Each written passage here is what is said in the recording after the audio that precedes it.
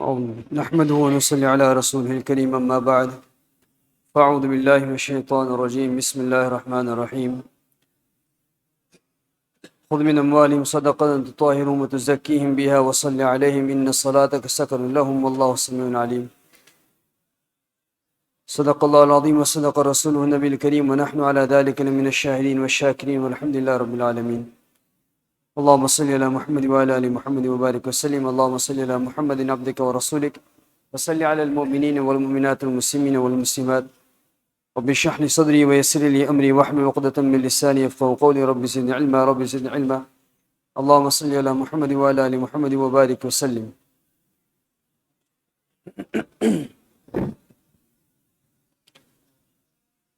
We're going to continue where we left off yesterday, inshallah. The rulings that we have discussed so far are all based on the Hanafi fiqh.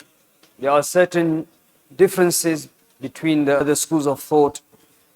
So these masail that we have discussed so far are all based on the Ahnaf masail. So we've been through certain important fundamental and principles. Going through the presentation so far, many of us would have had any questions, many new questions might have arisen. But inshallah we can deal with them on some other day. We continue from where we left off here, is how to calculate the zakat now.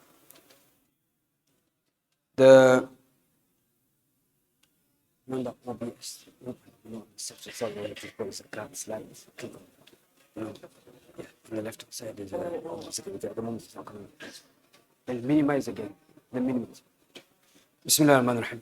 So we'll continue from here where he says a person, his anniversary, his zakat was the 1st of Ramadan, for example. What we're going to calculate is our gross assets, the entire productive wealth that we have, that we need to calculate the zakat on. Because if it's a non-productive wealth, there's no zakat on there. So gross asset refers to all the productive wealth we have, which includes money, includes gold, silver, any investments, and also any business assets that we have. So in money, a person, he has £10,000 in account, £100 in his wallet, £1,000 in his cash at home. As foreign currencies, he has £500. In foreign accounts, he has nothing.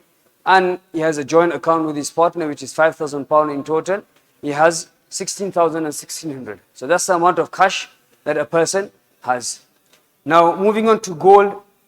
When we discuss the gold, what we need to remind ourselves is that there's different carats for gold. So you have the 24 carat, that's a pure gold. Now, in zakat, what we have to consider is that the gold jewelry, the gold item, has to be 50% gold or more.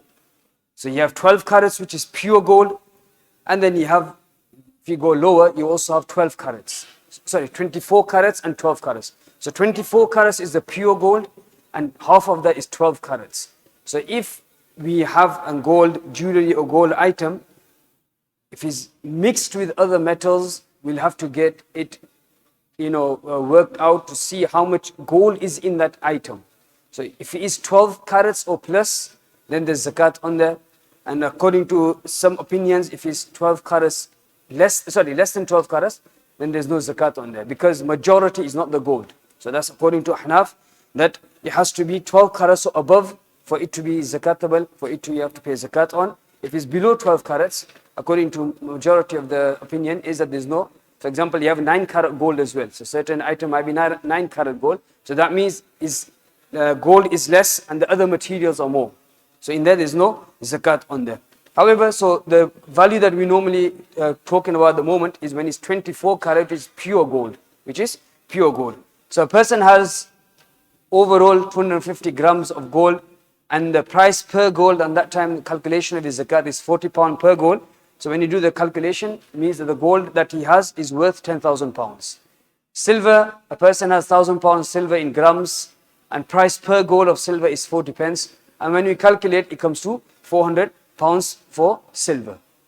Now, investments, a person has cash in committees. Now this area I didn't mention earlier on, committee is common in some communities. Committees is basically a community saving scheme. So for example, you may have one person who's trustworthy, and the individuals in that community pay a certain amount to this person, and he keeps that amount safe. So you may be paying, for example, £100 each. And then when there's a need, you are allowed to take from that saving pot that you had. Now if you are, for example, you've ended up paying £1,000 and you need £1,000 and you've took out £1,000, there's nothing there. You've took out exactly what you've paid in. Sometimes it happens that a person has come into a position where he needs more amount. So he may need £3,000 at that time. So he's taking £2,000 extra. So that means that £2,000 extra is a loan on him which he has to pay back into that pot.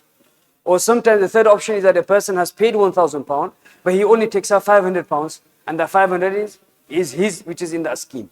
So anyway, so that's another scheme that some communities do have.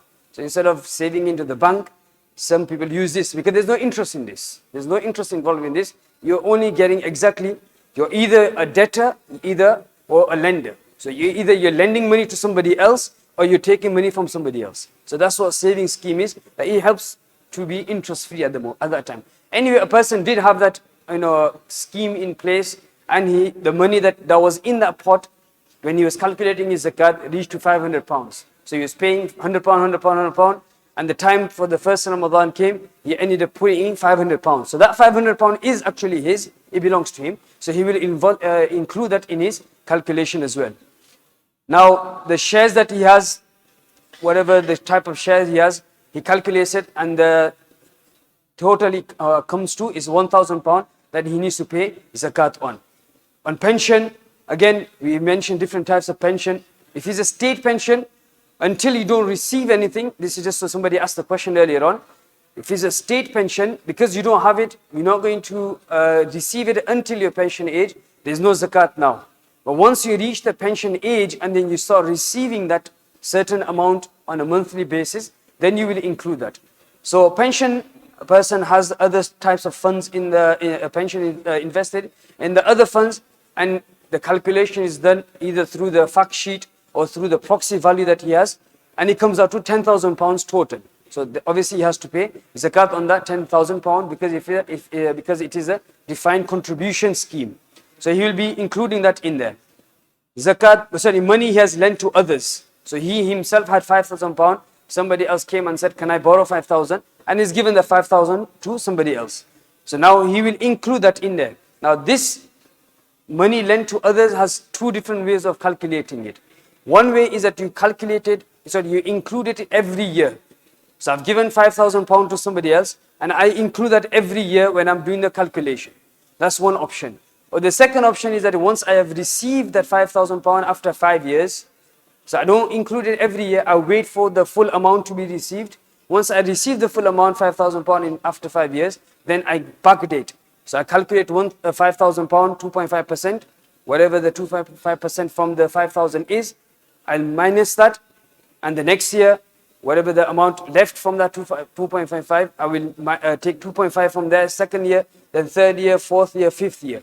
So like that, you do 2.5 minus 2.5, whatever it is. So then you backdate 5 years. So sometimes, depending on the amount that you've given, it works out difficult because then you're paying a lump sum after the 5-10 years. So some people find it easier that you just include it in that every year because there's a small amount coming out. I hope that makes sense what this money lent to others means. It just come to my mind, so I thought I'll just explain it. Anyway, so you've given somebody else £5,000 and you're going to calculate it every year and you're including in there. Any other investments you have is zero. So that total amount comes out to 16,500. Next one, the area that you look out is your business assets. A person is, he's selling his item as retail and he comes to £20,000 stock that he has in his shop worth £20,000 the day he's calculating it. And the accounts, business accounts that he has, total of money he has in there is £10,000, which is equal to £30,000. So these are all the areas that you will, first of all, work out for your gross assets. Now when you do cash total 16,000 plus the gold value, silver value, total investment value, business assets value, and also the gross assets value, it comes to £73,500. So this is our whole productive wealth that we have, that we need to use for our zakat. Okay, so obviously we're not paying zakat from 73,000 yet. Why? Because we may have some deductibles. We may have some deductibles that we can take out and we can minus. So 73,500 is the gross asset that we have so far. Now we're going to deduct certain amounts that we may have. For example, I've received the bill and I've not paid it yet, and that's only £500. I can deduct £500. Like that, immediate payable loans. So I have borrowed £2,000 from somebody else, and I need to give that as soon as possible. As soon as possible, maybe that year, I need to give it back. So I can minus that £2,000. The next type of payment is where you come to the payment plan. I've borrowed £50,000 from, for example, halal mortgage I've got, and I'm paying on a payment plan, on a monthly payment. So I will only minus for that 1 year, which equals to £6,000, because I was paying 500 times 12 months. So I can reduce that and deduct that £6,000 also. Outstanding debts on goods received. I purchased certain items. I've not paid that for the items yet, and that is worth, for example, £1,000. I've bought, for example, 10 computers I've bought, and I've not paid that amount yet. It works out to be £1,000, and I can reduce that as well. It's similar to loan, but because I've purchased something, it has a different type of debts. Salaries to be paid. I've got a business, I've got people working for me, and that time, at the time of calculation, zakat has come, and I've not paid the workers at that time, and it comes out to be £2,000. Now, on the business account, I've also got bills which are also outstanding, the electricity bill, or maybe some bills that are also outstanding. That comes out to be £2,000. Any mahar, 0. Now, so total deductible is 13,500. So these are the areas which I can deduct and take out and minus from my gross asset that we discussed earlier on. So now, how do we get the net asset value? So zakat is not on the gross asset value. Zakat is on the net asset value, because we may have some deductibles in the middle somewhere where we can remove, and we come to the net asset value. Now, how do you work out the net asset value? You get the gross asset value down, which is 73,500. Then we bring down the deductibles, which is 13,500. And then we get the net asset value, which is £60,000. Which is £60,000. So that means my zakat is going to be working out on £60,000. Now, before we do the calculation of the zakat, there's one area that we need to check. Obviously, because the big number here, that's why definitely we're paying zakat. The question here is the net asset value above the nisab. When we work out the gross asset value, we've worked out the deductions. Now the net asset value that we are left with, that amount, is it zakatable? Is it reaching the nisab or not? That's what we need to look. In our example, obviously, it is a yes. But for example, a person, he worked out his gross asset value, he worked out his deductibles, and the net asset value is only £300. And the zakat, the threshold that he worked out was £350. So now because the year has come to an end, he's below the nisab rate. He started with 350 last year. The first of Ramadan now has come this year. He's doing all the calculations. He's below the nisab rate that he started with. He started with 350 at the beginning. Now you have to wait for the 1 full year. The year has come to an end. He's calculating his zakat, gross asset minus the deductions, left with the net asset, and that's only 300, which is below the threshold that he started with. So because he's gone below the nisab, there's no zakat for him at that time. Does that make sense? So because he's gone below the nisab, there's no zakat for him. Now in our example, he was 350, but mashallah, Allah SWT put barakat in it. Now he's left with, 60,000 somehow in 1 full year. So he started with 350, but Allah put so much barakat in his 1 full year, that by end of the year when he's calculating his zakat the year later, mashallah, he's got £60,000 worth of items, productive wealth. So now obviously there's zakat on there. So now in this example, we'll bring down the 60,000 here. How will we work it out? Obviously 2.5% of 60,000 or 40 parts. So if you divide it into 40 parts, 1 part of that is zakatable. So 2.5% is actually equal to 1/40th. So if you divide 60,000 into 40 parts, one part is a 2.5% from there, which is 1,500 pounds. So from that 60,000 pound, I'm only paying 1,500 pounds. I hope that makes sense. Now I'm going to skip this workshop at the moment. It was just an example for a person to work on. Now the next area that we need to quickly discuss is that how do you discharge the zakat? How do you discharge the zakat? There are certain conditions we need to have when we give in the zakat. Number one is intention. Zakat is an ibadat, we need to have intention. Every ibadat we do, intention obviously is required. So it is not valid. This text is taken out from Quduri, which is one of the fiqh kitab in Hanafi. It is not valid to offer zakat without an intention coinciding with the payment or coinciding with the setting aside of the obligatory portion. Because zakat is an act of worship and one of its conditions is intention. Meaning, there's two things people do. One is that they've worked out that they need to pay 1,500 pounds as zakat. So from the amount, they get a separate envelope and they just move that 1,500 and put zakat on there. So when they're moving that 1,500, they made the intention that whatever is in this envelope is zakat amount. I've made my intention. So they only take out zakat amount when they're discharging and when they're giving it from that envelope. Because the intention is initially made when they're separating that amount, sometimes you forget that you just took it and you just gave it. But because initially the intention was made, now for you to take that zakat from the envelope is valid. The second amount is that a person doesn't separate that 1,500. Whenever he's come to the masjid, for example, he had a 20 pound note, he's made the intention, that's done.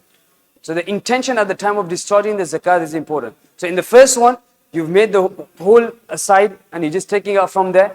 Intention all the time won't be necessary now because you've already made that onto one side. Yes, if a person did it again, it's fine. And the second scenario is that he hasn't put anything to aside as he's going along throughout the year. Now, how long do you have to pay the zakat by? The answer to that is as early as possible. The second answer is that before your year finishes, get the zakat done. Because then you could fall into some confusion later on when you're working out the next year's zakat afterwards. So best is that before your zakat year comes, the new year, next year one, before that, you pay your zakat off. So the first answer is give as early as possible, or the second is you have throughout the year to give the zakat away. Now, obviously, when we're giving the zakat, we need to make sure that the zakat is given from a rich person to a poor person. Now, what it means by rich person and poor person, we've sort of touched onto it, that if a person is reached the nisab rate, the threshold, he's a rich person. If a person does not reach that threshold, that means he's not a rich person, he's a poor person. But inshallah, about this, inshallah, we'll come into more data later on. Who can we give zakat to? Allah subhanahu wa ta'ala has mentioned this in this ayat, إِنَّمَا صَدَقَاتُ لِلْفَقَرَاءِ وَالْمَسَاكِينَ, in the ayat of Surah At-Tawbah, where Allah subhanahu wa ta'ala has given 8 different categories. 8 different categories who we can give zakat to. The first one is fuqara. Fuqara are those poor people, according to Ahnaf, who have will be those people who have net asset value less than the nisab. Meaning they got the gross asset, deduction, the net asset is below the threshold. So they will be known as fuqara. So this is when they don't have, so they're below the threshold. So now they are one that can receive the zakat because the net asset is below the nisab rate. We'll come to this again later on. The masakin are those in needy, according to Hanaf, with no earnings at all. There's no savings, no earnings, nothing at all. You got al-amilin. These people used to be people who went out to collect zakat on behalf of the Islamic government. We don't have that at the moment, so this won't be applicable right now.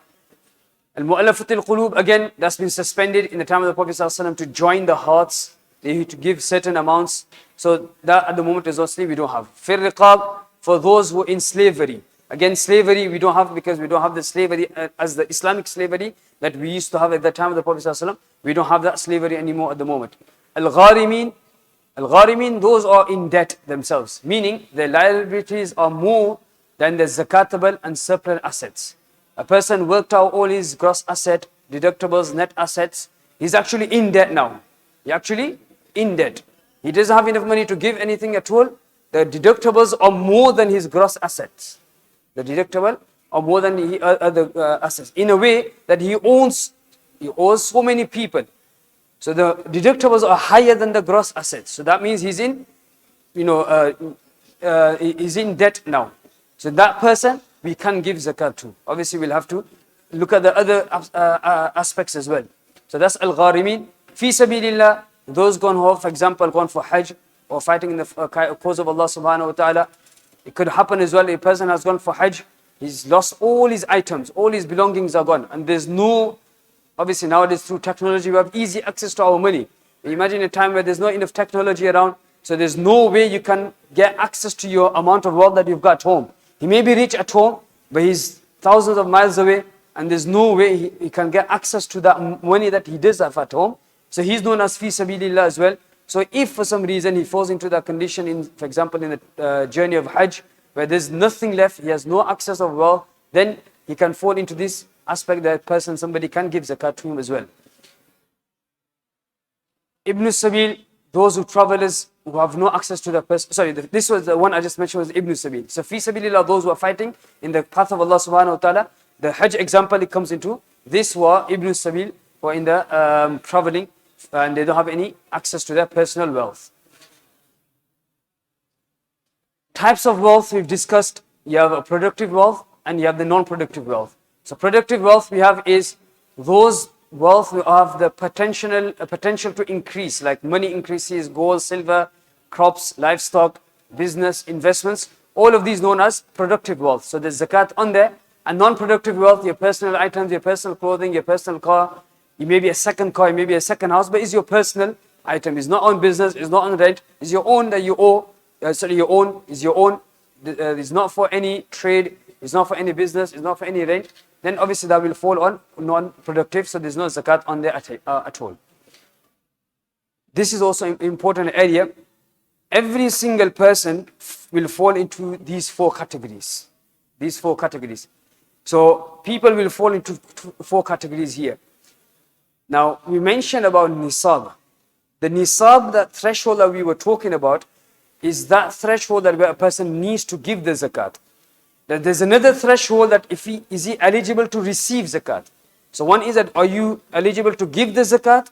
And the second thing is, are you eligible to receive the zakat? So there's two different thresholds. So the one that we've discussed so far is the one that we need to give the zakat. Do we reach that nisab rate or threshold or not? That's what we mentioned in the previous slides so far. First one, a person does not possess nisab of productive wealth.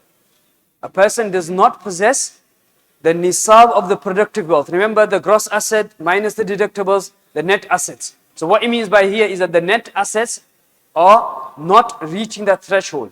But he has non-productive wealth. So a person, he's only got 300 pounds, but he's living in a house which is worth 300,000 pounds. He has got a house which is 300,000 pounds. He's got a car which is 500,000 pounds, for example. But the amount of wealth that after all the calculation is only 300 pounds. So now, no matter how much non-productive wealth this person has, he will not be paying zakat. He will not pay zakat, and there are certain different rulings for this one. Number one, sadaqatul fitr will be wajib on him. He has only 300 pounds when he's calculating the calculation. But the time has also come for sadaqatul fitr. Now for sadaqatul fitr, we don't wait for that 1 year. There's no condition for 1 year for sadaqatul fitr. In zakat, we mentioned the few conditions, 5 conditions that we mentioned. One of them is that you have to wait for 1 full year. In sadaqatul fitr, we don't wait for 1 full year. On the time of sadaqatul fitr, if a person reaches that threshold, immediately he has to give the zakat. So he has to give the sadaqatul fitr.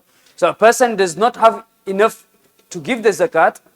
He has non-productive wealth. So what he will do is that he will give sadaqatul fitr. Number 2, qurbani time has come. He will give qurbani. Number 3, looking after his parents. Okay, those who are his mahram, he may need to look after them. He still has to pay for them as well. Number 4, the Hajj has become farz upon them. If they have extra land or houses, these should be sold to enable to go for Hajj. And this is slightly different. I'm not going to go into that. But the last point is that zakat become haram for them, meaning to receive zakat. Zakat, at the top here, we mentioned that he won't give zakat, And here he mentions, zakat becomes haram for them, meaning to receive the zakat is not, he can't receive zakat, he can't receive any zakat yet. Why? The second option, the second scenario will tell us. So in this scenario, a person did not have the nisab rate, but he has extra non-productive wealth. In the second one, a person possesses nisab value. Now this is a normal person, he's got enough non-productive and he's got productive wealth. What will he do? He has to give zakat, sadaqatul fitr, he has to give udhiyah, he has to look after his parents. Hajj has become farz upon him, so he will pay his hajj. And if he needs to sell his second or third house, he may need to do that. Zakat becomes haram for that person, meaning to receive the zakat, he can't receive the zakat, and he must be paying the zakat. This is the normal stable person, which we discussed in the beginning here. The third category of people is that a person does not possess the nisab, and he does not possess any productive wealth. In the first one, we said that he didn't have any zakat nisab, but he had non-productive wealth. In this one, he does not have the zakat nisab, and he does not have any productive wealth as well.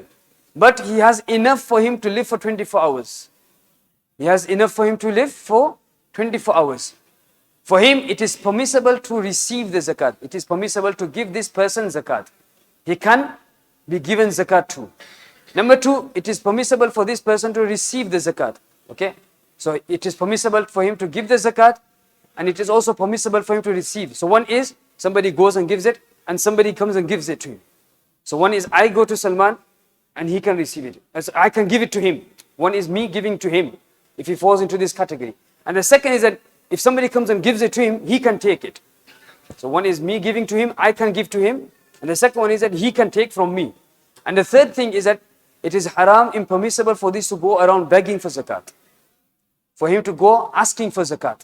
So he can't, because he has enough to live for 24 hours, he can't go around advertising himself that, I'm eligible to receive zakat, can you give zakat to me? And the fourth category is where a person does not have any nisab, he does not have any productive wealth, and he does not even have to live for 24 hours. This person, we can give zakat to, he can take zakat, and he can also ask for zakat. So in this one where a person does not have nothing, then he can do all three of them. He can do all three of this area. Does that make sense? The four different categories of people who can receive, who can give, who cannot receive, and who cannot give. Just a summary, if a person is not sahib nisab, i.e. they are not the owner of the net productive asset equal to the nisab value in today's money, and they also do not possess any non-productive wealth equal to or exceeding the silver nisab value, then we are able to give them zakat. Now somebody asked a question earlier on, bichara, he doesn't have enough money, but then he's gone to buy another house.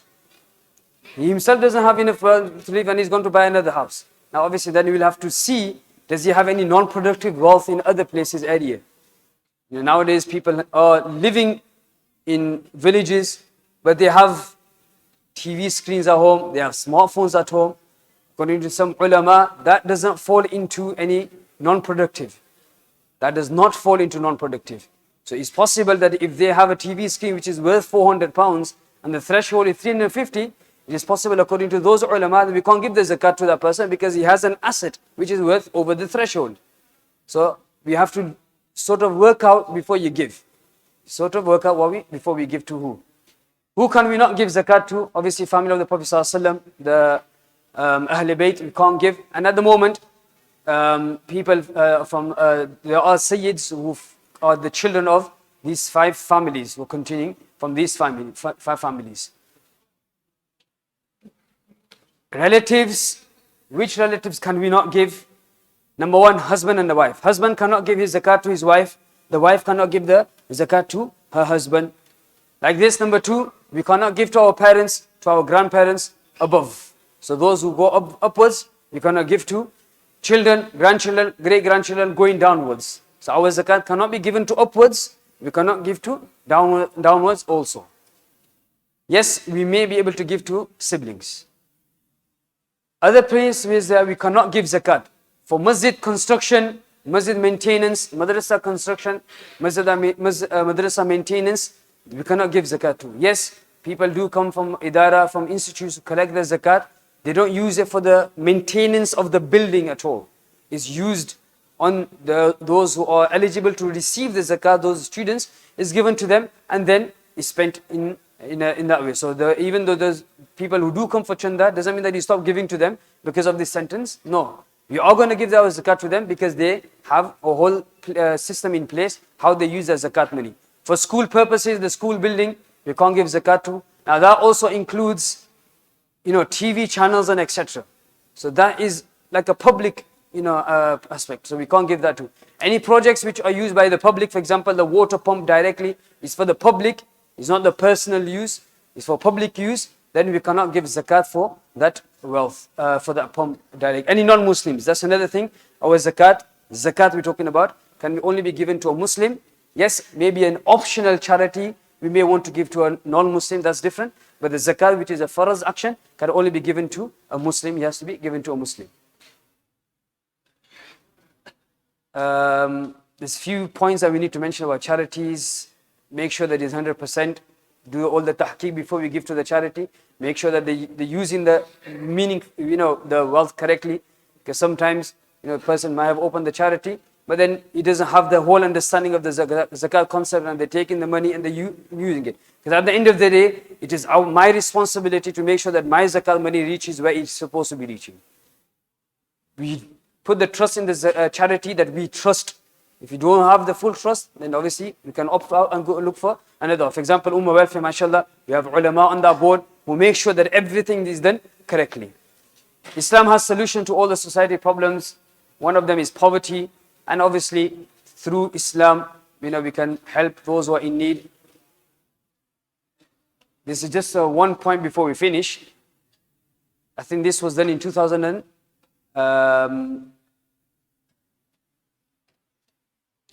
it's just giving an understanding of the benefit of zakat. In UK, the household money that people have is about 28.1 million. So if the Muslims were to give their zakat correctly, each year we're giving out 87 million pound plus in zakat. So imagine how much poverty it will remove. Inshallah, we'll stop there. This is the end of the whole presentation. I hope it has become useful. If you have any questions, inshallah, we can talk about it individually, inshallah. We ask Allah subhanahu wa ta'ala give us a correct understanding. Subhanallah, bihamdi, subhanakallah, wa bihamdik. Nashhadu an la ilaha illa anta nastaghfiruka wa natubu ilayk. Subhana rabbika rabbil izzati ma yasifun. Wa salamun ala al-mursalin walhamdulillahi rabbil alamin. Bi rahmatika.